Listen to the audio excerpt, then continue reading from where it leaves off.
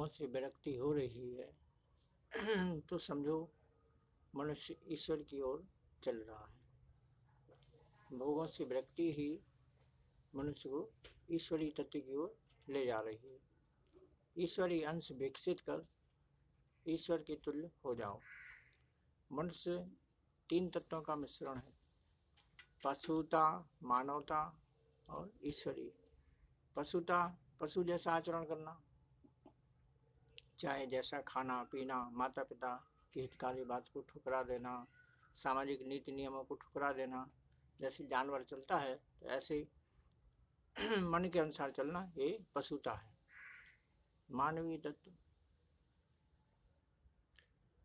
मानवोचित व्यवहार करना, यथायोग्य आहार विहार, अच्छे आचरण, अच्छे संस्कार, माता पिता एवं गुरु का आदर करना, ये मानवीय तत्व हैं। ईश्वरीय तत्व जब संत मिलते हैं, सदगुरु मिलते हैं, साधन भजन मनुष्य करता है, ध्यान जप व्रत उपवास, तब ईश्वरीय तत्व का विकास होता है। जो मनमुख होता है उसमें पशुता का अंश जोरदार रहता है। फिर वह चाहे अपना बच्चा हो, भाई हो, तो लेकिन पाशवी अंश ज़्यादा है तो वो व्यक्ति को हैरान करता है। पशु जरा जरा सी बात में लात मारता है, कुत्ता जरा जरा सी बात में भौंकता है। ऐसे ही पाशवी अंश वाला मनुष्य जरा जरा सी बात में अशांत हो जाएगा, जरा जरा सी बात में राग द्वेष की गांठ बांध लेगा।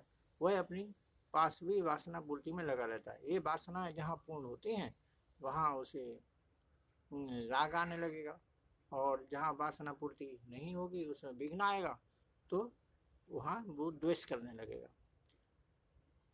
वासना पूर्ति में कोई अपने से बड़ा व्यक्ति विघ्न डालेगा तो भयभीत होगा, बराबरी का विघ्न डालेगा तो स्पर्धा करेगा, छोटा विघ्न डालेगा तो क्रोधित होगा। इस प्रकार राग द्वेष भय क्रोध संघर्ष स्पर्धा आदि में मनुष्य की ईश्वरीय चेतना खर्च होती रहती है। इससे कुछ ऊंचे लोग होते हैं जो अपने कर्तव्य पालन में तत्पर रहते हैं और मानवीय अंश विकसित किए हुए होते हैं। वे राग द्वेष को कम महत्व देते हैं, कभी अगर आ भी जाए तो थोड़ा बहुत समझ जाते हैं। तो मानवीय अंश विकसित करने के लिए यदि किसी में पाशवी अंश का जोर रहा तो पशु योनि में चला जाता है। जैसे राजा नरक मानवीय अंश तो विकसित कर लिया था, फिर भी पाशवी अंश का जोर था तो गिरगिट बन गए, कुएं में पड़े रहे। किसी में मानवीय अंश का जोर रहा तो मरने के बाद वह पुनः मनुष्य शरीर में आ जाता है।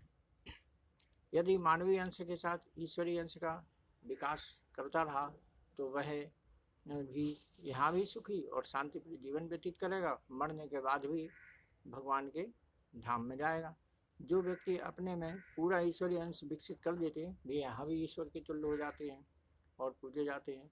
कई ऐसे बुद्धिमान व्यक्ति जो ईश्वर को नहीं मानते, उनकी सारी शरीर की सुख सुविधा इकट्ठी करने में अपनी चेतना खर्च कर देते हैं।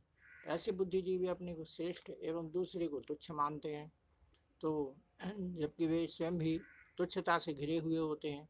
जो शरीर क्षण प्रति क्षण मृत्यु की ओर जा रहा है उसी को मैं मानते हैं, उससे संबंधित पद प्रतिष्ठा अधिकारों को मेरा मानते हैं। लेकिन ऐसे व्यक्तियों को ये पता नहीं है कि जैसे बिल्ली चूहे को संभलने नहीं देती है और वैसे ही मृत्यु किसी को संभलने नहीं देती। कब आकर मृत्यु किसको अपनी चपेट में ले ले इसका कोई पता नहीं। अमेरिका के राष्ट्रपति के बारे में अमेरिका के अखबार बताते हैं कि राष्ट्रपति अब्राहम लिंकन व्हाइट हाउस में आज भी उनका प्रेत शरीर दिखता है। तो अब्राहम लिंकन मानवतावादी तो थे, किंतु उन्होंने ईश्वरीय अंश को विकसित नहीं किया, तो मरने के बाद प्रेत योनि में चले गए, जिससे उनको भटकना पड़ रहा है। और यदि प्रेत योनि में नहीं मतलब मरने के बाद कुछ पहले से आध्यात्मिक यात्रा कर लेते तो उनकी सदगति हो जाती। तो मृत्यु के बाद किसकी कैसी गति होती है इन सब का इसी के ऊपर आधारित वर्णन है।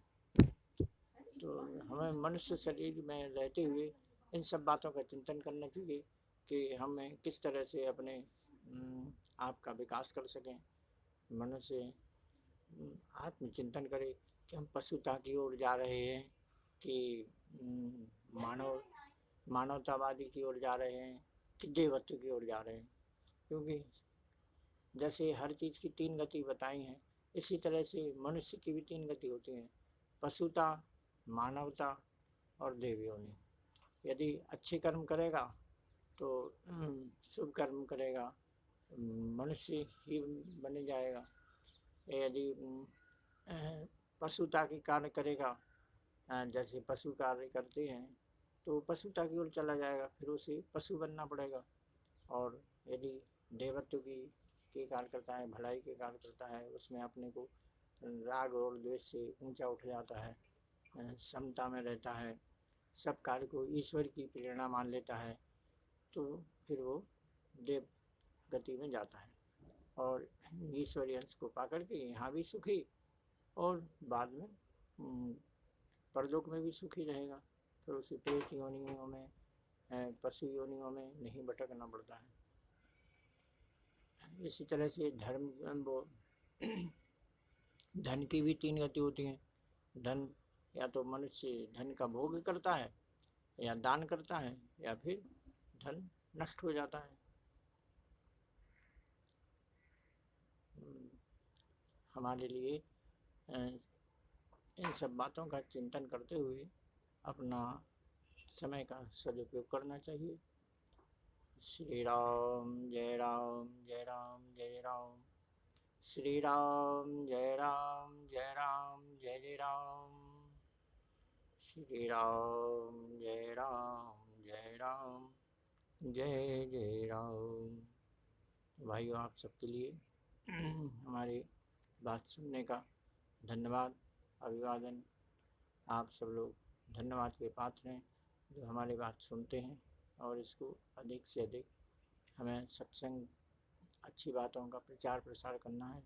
इसके लिए हमारा थोड़ा सा प्रयास है, जिससे संसार में देवत्व का विकास हो, शांति। हमारे वेदों की घोषणा भी यही है कि धर्म की जय हो, अधर्म का विनाश हो, प्राणियों में सद्भावना हो, विश्व का कल्याण हो। जय जय श्री राधे, जय जय श्री कृष्णा।